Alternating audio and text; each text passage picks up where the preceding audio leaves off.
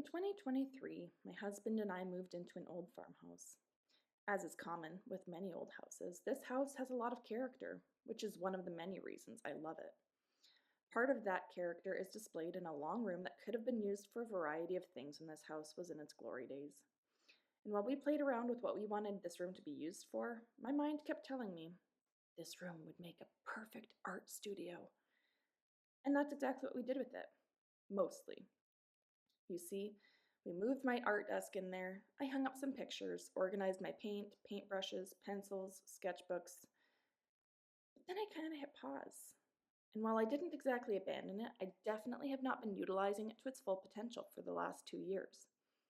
I give myself a little bit of grace, as art is a hobby of mine rather than my way of making a living.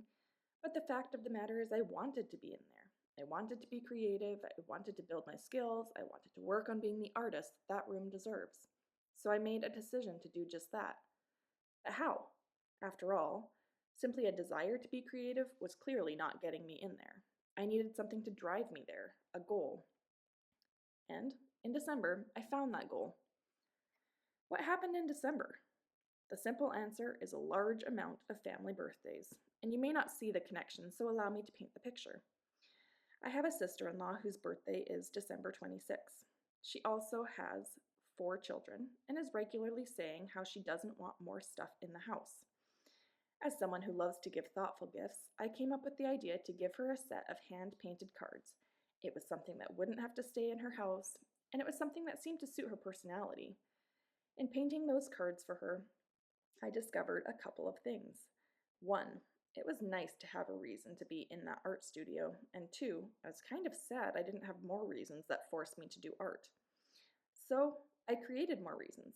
I made myself the goal to send each member of my immediate family a hand-painted card for their birthday: parents, siblings, and my siblings' spouses.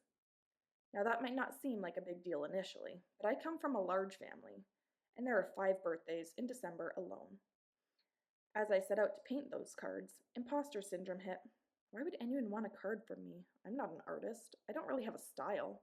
I don't really know what I'm doing. Why don't I just buy them a card and send it? Do people actually still like cards? I didn't tell anyone my goal, so I don't actually have to follow through with it. I could go on. Eventually, I convinced myself to make and send those 5 cards out by saying if these cards are even a little blessing to their recipients, then it's worth it. Well, it's now June, and I've sent out 12 cards. I've still got several more to do, but as I approach the end of that goal I've set, I realize I need to create more motivation to stay busy in my art studio. So, I decided to set the goal of finding my artistic style while I paint and draw my way through a stack of sketchbooks and canvases I've accumulated over the years. Welcome to the journey. I hope this channel will be a little blessing to you. If you feel so inclined, tell me where you're at in your artist journey in the comments.